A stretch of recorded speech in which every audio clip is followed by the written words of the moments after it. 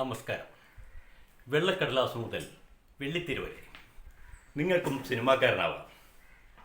12ാം ഭാഗത്തിലേക്ക് സ്വാഗതം. ഇന്ന് മൂന്ന് കാര്യങ്ങളാണ് പറയാനുള്ളത്. കഴിഞ്ഞ തവണ സിനിമാ ചരിത്രത്തെക്കുറിച്ച് പറഞ്ഞപ്പോൾ പ്രഹ്ലാദയ്ക്ക് ശേഷം 8 വർഷത്തിന് ശേഷം മലയാളത്തിലുണ്ടായ 4ാമത്തെ ചിത്രം കുറേ പ്രത്യേകതകൾ നിറഞ്ഞതാണെന്ന് പറഞ്ഞു. അതിൻ്റെ പ്രത്യേകതകൾ എന്തൊക്കെയായിരുന്നു?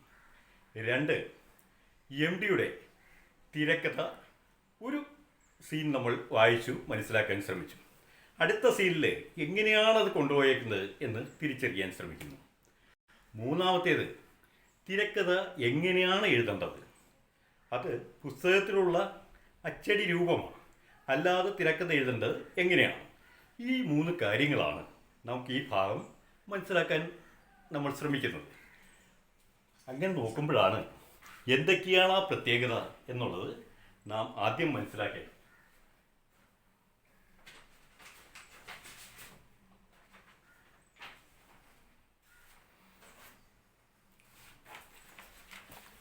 അങ്ങനെ ഇറങ്ങിയ സിനിമ ഏതാണെന്ന് ആദ്യം നാം അറിയണം.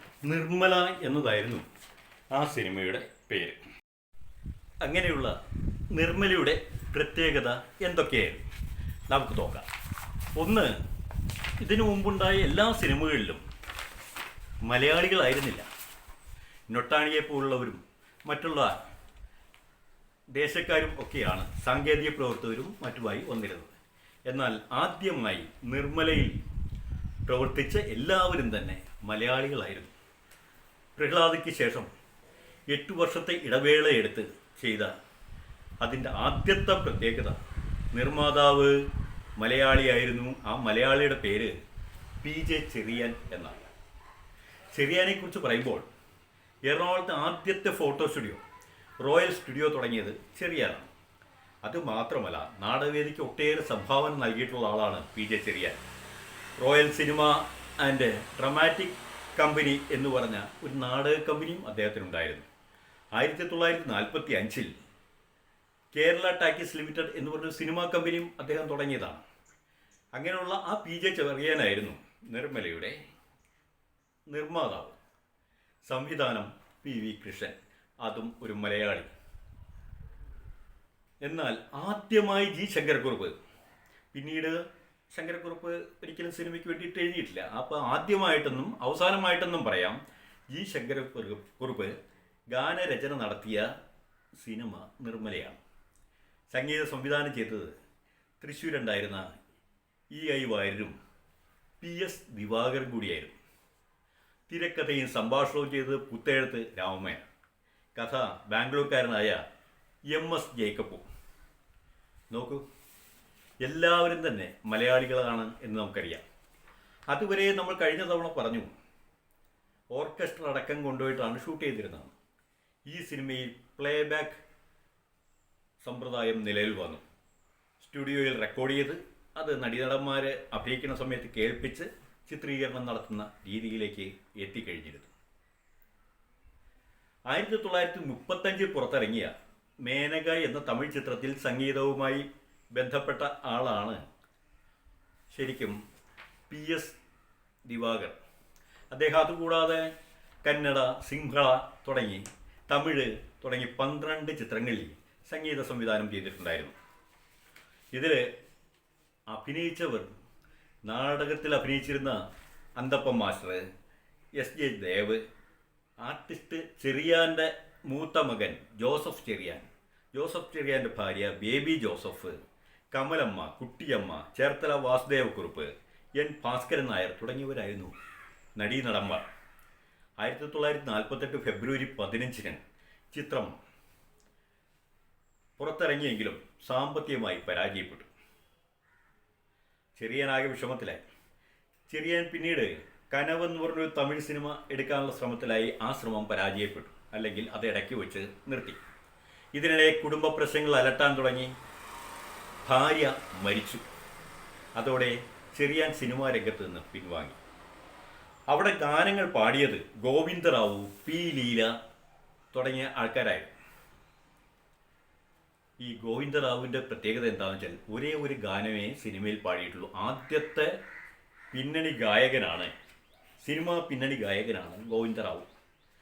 അതേപോലെ തന്നെ അതിൽ ശുഭലീല എന്ന തുടങ്ങുന്ന ഗാനമാണ് അദ്ദേഹം ആദ്യമായി പിന്നണി പാടിയത്. പറഞ്ഞല്ലോ, പിന്നീട് പാടിയിട്ടില്ല. അപ്പോൾ അവസാനമായും അദ്ദേഹം പാടിയത് ആദ്യത്തെ പിന്നണി ഗായകനായ ഗോവിന്ദറാവു ആയിരുന്നു. അതേപോലെ പി ലീല പിന്നീട് പാടി. ആദ്യമേ കേരളമേ ലോകനന്ദനം എന്ന പാട്ടാണ് ഇത് പാടിയെങ്കിലും പി ലീല പിന്നീടും സിനിമാ രംഗത്ത് നിന്നു. എന്നാൽ കരുണാകര പീതാംബരി എന്ന ഗാനം പാടിയ സരോജിനിയും ഈ ഒരു സിനിമയിൽ മാത്രം പാടിയിട്ടുള്ളൂ. അവരും പ്ലേബാക്ക് സിംഗറാണ് സിനിമാ രംഗത്ത്. ഇതും ഇതിലെ പ്രത്യേകതയായിട്ട് നമുക്ക് കാണാൻ കഴിയും. ഇതിലെ നായകനായിരുന്ന TK റാവു കൊച്ചിക്കാരനായിരുന്നു. അപ്പോൾ ഇങ്ങനെയുള്ള പ്രത്യേകതകളൊക്കെ ഉള്ള ഒരു സിനിമയായിരുന്നു നിർമ്മല. യഥാർത്ഥത്തിൽ പറഞ്ഞാൽ മലയാളത്തിൽ ഇറങ്ങിയ മലയാളികളായ സാങ്കേതിക വിദഗ്ധരും മലയാളികളായ കൂട്ടായ്മയും കൊണ്ട് നിറഞ്ഞു നിന്ന ഒരു മലയാള തനിമയുള്ള മലയാളിയുടെ സിനിമയായിരുന്നു നിർമ്മല. ഇതൊക്കെയാണ് ഇതിൻ്റെ പ്രത്യേകതകൾ. ഇനിയുള്ള സിനിമാ ചരിത്രം വഴിയെ നമുക്ക് പറയാം. അതിനു മുമ്പ് നമ്മൾ MDയുടെ തിരക്കഥയെക്കുറിച്ച് ഒന്ന് അവലോകനം ചെയ്യുകയുണ്ടായി. അതിൽ നമ്മൾ ആദ്യത്തെ ഒരു സീൻ വായിച്ചു തിരക്കഥയിലെ. ആ സീൻ എങ്ങനെയാണ് രൂപപ്പെടുത്തിയിരിക്കുന്നത് എന്ന് നമ്മൾ നോക്കുകയും ചെയ്തു. നിർമ്മാല്യത്തെ സീനായിരുന്നു. രണ്ടാമത്തെ സീൻ, ആദ്യത്തെ സീനിൽ വെളിച്ചപ്പാടായിട്ടുള്ള PJ ആൻ്റണി വീഴുന്നു.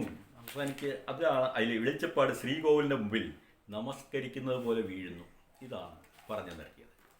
സീൻ നമ്പർ 2, അടയുന്ന ശ്രീകോവിലിൻ്റെ വാതിൽ.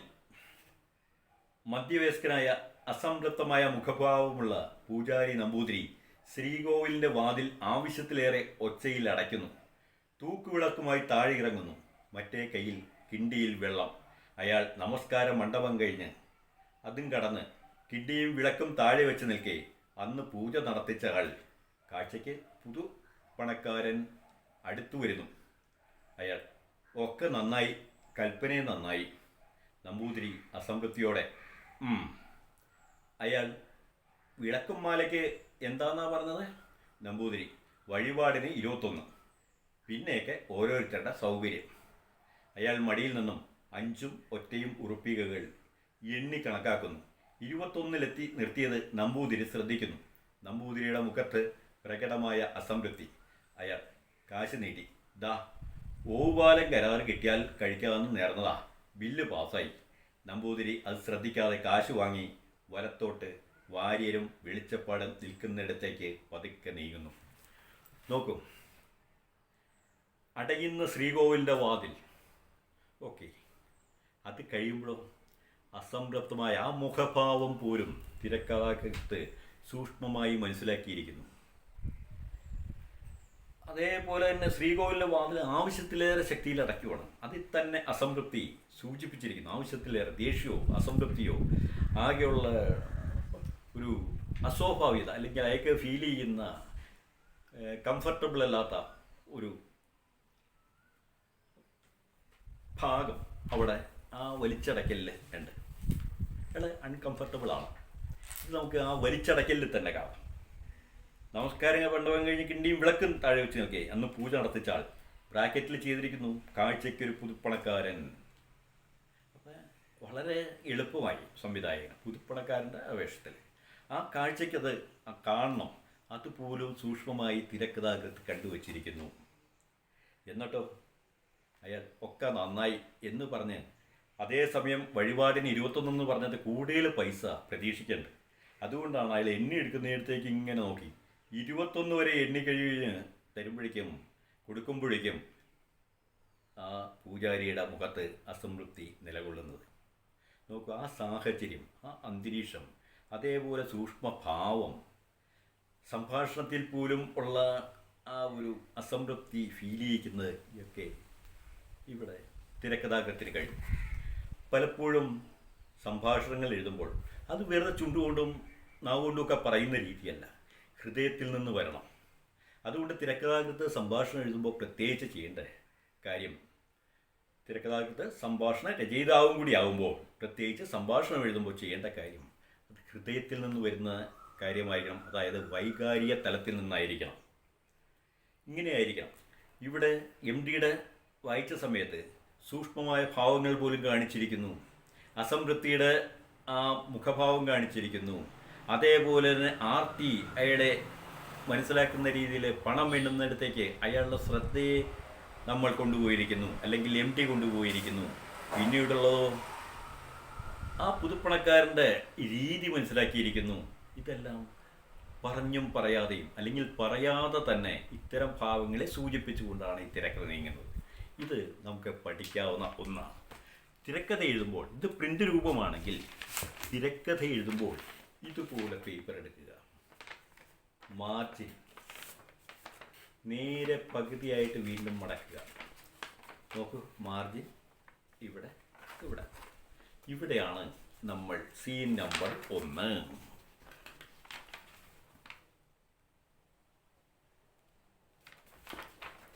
സീൻ നമ്മൾ എഴുതി, ഇവിടെ നമ്മൾ സീൻ എഴുതി. തുടർന്ന് ഇത് സ്ഥലം എവിടെയാണ്, ഇൻറ്റീരിയർ ആണോ എക്സ്റ്റീരിയർ ആണോ? വീട് എന്നാണെങ്കിൽ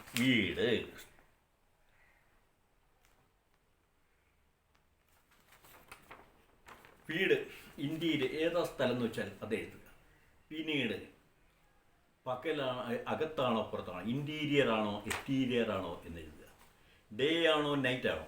അപ്പോൾ ഡേ ഇൻറ്റീരിയർ, അപ്പോൾ പകൽ അകത്താണ്, വീടിൻ്റെ അകത്താണ്. പിന്നെ തൊട്ട് താഴെ